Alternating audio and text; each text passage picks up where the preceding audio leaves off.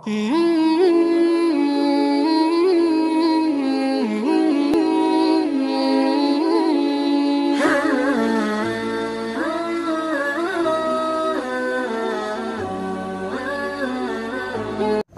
अलैकुम वरहमतुल्लाहि वबरकातुहू।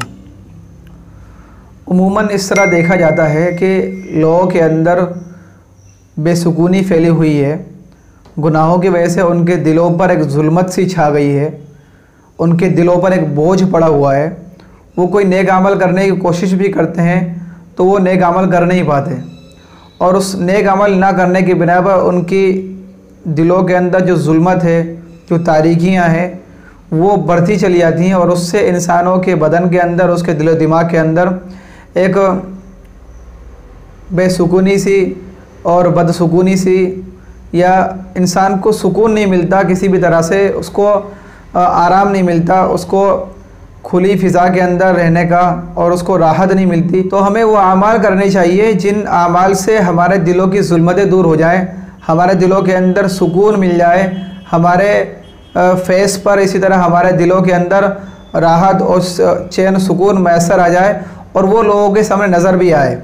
तो वो आमाल कितने हैं? वो आमाल 5 हैं कि जिनको करने से इंशाअल्लाह हमारे दिलों के अंदर सुकून मिलेगा, हमारे दिलों के अंदर जुल्मतें ख़त्म हो जाएंगी, गुनाहों का जो बोझ हमारे ऊपर है उसका तोक हमारे गर्दनों से उतर जाएगा, हमारे दिलों से उसका वज़न ख़त्म हो जाएगा। तो हमें वो अमल करने की ज़रूरत है। नंबर 1 अमल है कुरान करीम की तिलावत करना। हम में से कितने लोग ऐसे हैं जो कुरान करीम की तिलावत करते हैं? बहुत सारे लोग ऐसे हैं जो महीनों में हो या फिर सालों में कुरान शरीफ खोल कर देखते हैं, या कभी किसी का इंतकाल हो गया, कुरान खानी में जाना है या किसी के फातिहा में जाना है, वहीं कुरान शरीफ खोल कर देख लिया तो देख लिया। लेकिन आजकल इसका उल्टा हो रहा है। हम देख रहे हैं कि वहाँ भी लोग कुरान नहीं पढ़ रहे हैं, बल्कि किसी और काम के अंदर मशगूल हो जाते हैं, या अपने आप को किसी और काम मशगूल कर लेते हैं, जिसकी बिना पर वो कुरान शरीफ की तिलावत भी नहीं कर पा रहे हैं।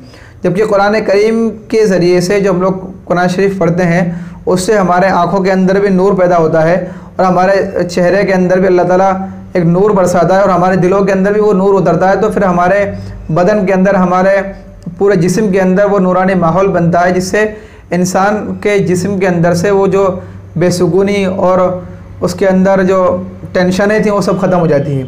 तो नंबर 1 अमल है हमारा कुरान करीम की तिलावत करना। नंबर 2 है तहज्जुद की नमाज़ अदा करना। तहज्जुद हम में से बहुत कम ऐसे लोग हैं जो तहज्जुद की नमाज़ अदा करते होंगे।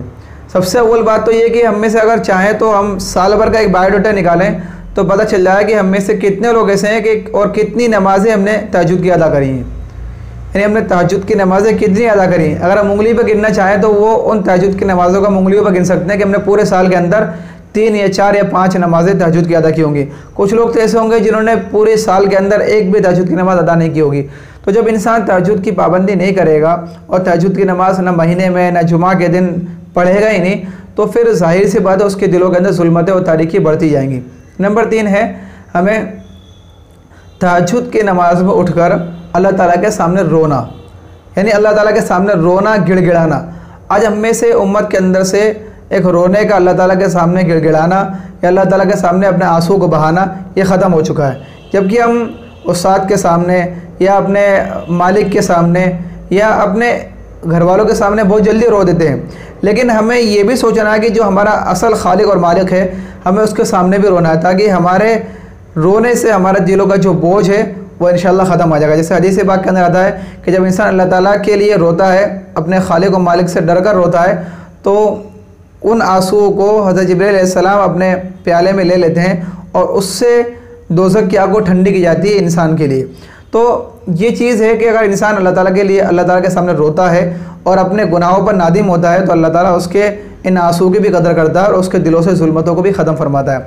ये 3 चीज़ हो गए। नंबर 1 कुरान करीम की तिलावत करना, नंबर 2 तहज्जुद की नमाज़ अदा करना, नंबर 3 तहज्जुद में उठकर अल्लाह ताला के सामने रोना, गिड़गिड़ाना। नंबर 4 है अपने पेट को ज़्यादा ना भरना, यानी भूखे रहना।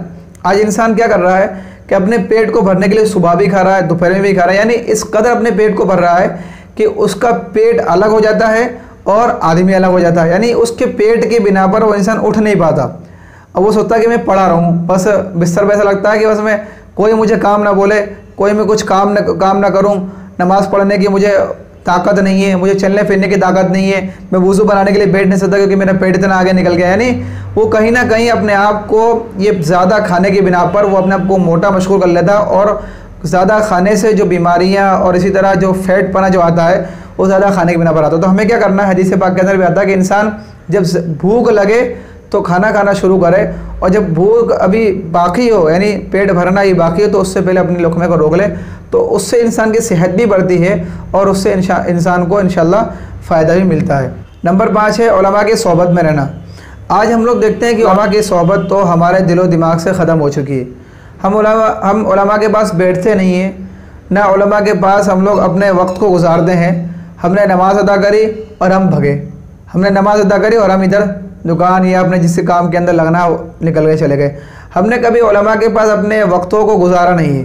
जब हम उलमा के पास अपने वक्तों को नहीं गुजारेंगे तो ना हमें दीन की बातें मिलेंगी, ना उनकी सोहबत में रहने का जो फ़ायदा है, जो एक कल्बी फ़ायदा वो भी हमें नहीं मिलेगा। क्योंकि उलमा वो होते हैं जो इतर के मानिंद है कि अगर उनके साथ आप लोग बैठेंगे तब भी इंशाल्लाह उनकी खुशबू है, उनके जो आमाल हसना है उनके ज़रिए से इंशाल्लाह हमारे दिलों के अंदर भी अच्छे अमाल करने के तौफीक हमें मैसर होती है। तो जो लोग उलमा की सोहबत में रहते हैं वो लोग इंशाल्लाह धीरे धीरे करके अपने आप को नमाज का और कुरान करीम का पाबंद बना लेते हैं। लेकिन जो लोग उलमा की सोहबत में रहते ही नहीं हैं तो उनके दिलों के अंदर ये बेसुकूनी और बुरा माहौल उनके अंदर पनपता रहता है और बुरा माहौल पैदा हो जाता है। और हमें से बहुत सारे लोग ऐसे हैं जो उलमा की सोहबत तो करते नहीं, लेकिन गैरों की सोहबत या इसी तरह ऐसे लोंडे लफाड़ों की सोहबत करते हैं जिससे वो उनके अंदर गुनाह के माहौल को पैदा करते हैं और उनको गुनाहों के अंदर इस कदर डाल देते हैं जिससे उनकी ज़िंदगी और ज़्यादा मुतासर हो जाती है और वो लोग नेक अमल की तरफ अपने आप को लाने वाले भी नहीं बन पाते। इसलिए हमें कोशिश करना है कि अपने उलमा के साथ बैठने वाले बने। अल्लाह ताला हमें इन 5 अमाल पर अमल करने के तौफीक अता फरमाए। आखिर दावा अल्हम्दुलिल्लाह रब्बिल आलमीन।